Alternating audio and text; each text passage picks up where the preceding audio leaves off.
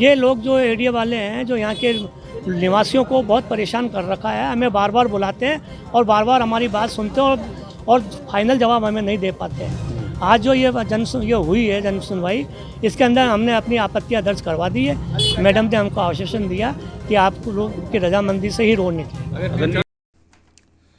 Srinagar road पाल बिचला वैकल्पिक मार्ग के लिए हुई जनसुनवाई में छलका लोगों का दर्द। सामाजिक समाघात समिति व एडीए के अधिकारियों के सामने क्षेत्रवासियों ने सुनाई अपनी पीड़ा।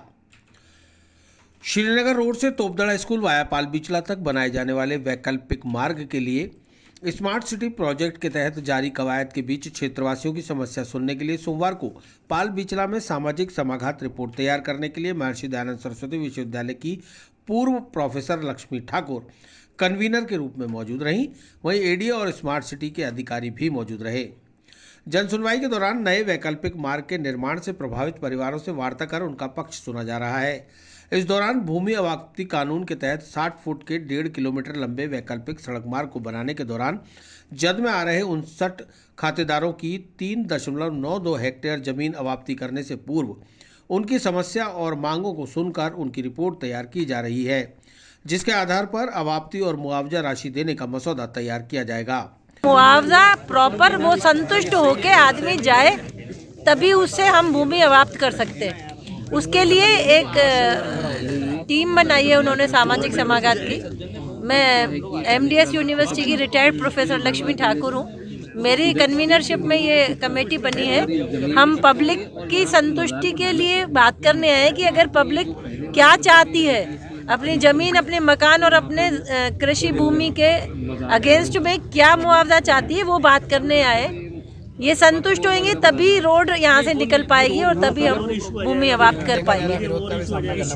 बहुत विरोध था, आते आते ही बहुत ज़्यादा विरोध हुआ, क्योंकि एडीए कह रहा है कि हम जितनी भूमि है उसके 25% भूमि देंगे, जबकि पब्लिक का ये कहना है या तो 100% भूमि की जगह 100% दे। बात तो सही है। और दूसरी बात वो कह रहे हैं या तो जो डीएलसी रेट है उसकी 3 गुना हमको पैसा दें तो हम जमीन खरीदेंगे, और जो मकान बनाने की कॉस्ट है वो कॉस्ट भी हमको दें। उससे भी मेरे को तो लगता है कि पब्लिक आज की तारीख में जो मकान बना के रह रहे हैं उनके पास अभी इतना पैसा नहीं है कि वो अपना 25% लेके और वो वापस से 100% खड़ा कर सकेंगे। आगे हम दूसरे वाया मीडिया देख रहे हैं कि दूसरी तरफ से अगर बन जाती है रोड तो ठीक है, नहीं तो फिर कलेक्टर साहब से और उनसे बैठ के बात करेंगे और रास्ता निकालेंगे। पब्लिक को संतुष्ट करना ज़रूरी है। अगर उनसे उनके मकान लिए जाएंगे, उनकी ज़मीन ली जाएगी, तो हम तो हमारी टीम तो पब्लिक को संतुष्ट करने के लिए आई है। हाँ, और एक्ट जो है उसके अनुरूप हम अपनी अनुशंसा एडीए को देंगे, क्योंकि सेक्रेटरी ने हमको हायर किया है, तो हम वहाँ अपनी रिपोर्ट बना के देनी है। जन सुनवाई के दौरान स्थानीय पार्षद श्रवण कुमार सहित क्षेत्रवासी मौजूद रहे। उनका तर्क था कि एडीए 25% भूमि देकर जमीन और मकान अवाप्त करना चाह रहा है, जो संभव नहीं है।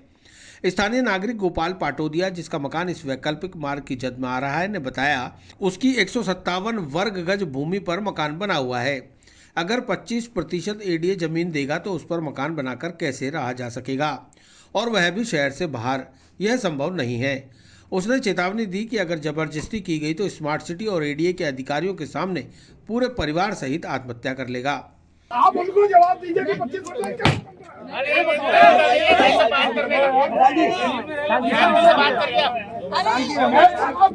जिंदगी हो गई यहाँ पे, जिंदगी हो गई यहाँ पर। आप लिख के दो ना, लिख के दो, लिख के नहीं, हाथ तोड़ूंगा पे,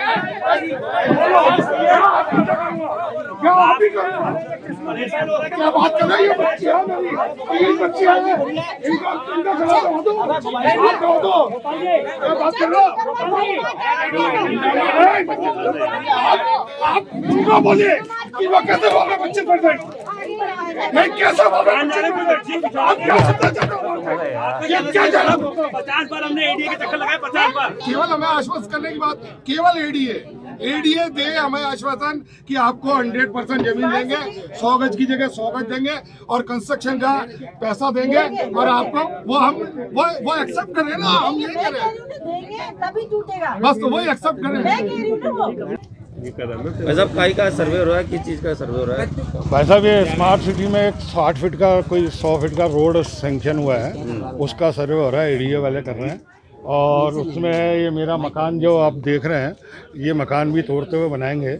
और इसी में मेरे को ऑब्जेक्शन ये है कि भाई मेरे पैतृक मकान है और उसमें हम 3 भाइयों की परिवार रहता है। और मैं अपनी स्थिति ये बताऊं कि मेरे 55 साल हो चुके हैं और मैं अब यहाँ से 10, 12, 15 किलोमीटर दूर कहीं अगर ये ज़मीन देते हैं और वहाँ जाकर नहीं रह सकता। मैंने जो मकान बनाया था railway station, hospital, bus stand सब नज़दीक देख के मकान बनाया था और आराम से यहाँ रह रहा हूँ। मेरे 3 लड़कियाँ हैं और मैंने अपनी सारी ज़िंदगी में नाई का काम करके 3 बच्चियों को पढ़ाया, जिसमें एक को MA BEd कराया, दूसरी को BTech कराया, तीसरी को BSc BEd आज कर रही है। अब स्थिति ये है 55 साल की एज में मैं उन बच्चियों की शादी करूँगा या ये मकान तोड़ेंगे तो मैं मकान बनाऊँगा। मेरी स्थिति ये है।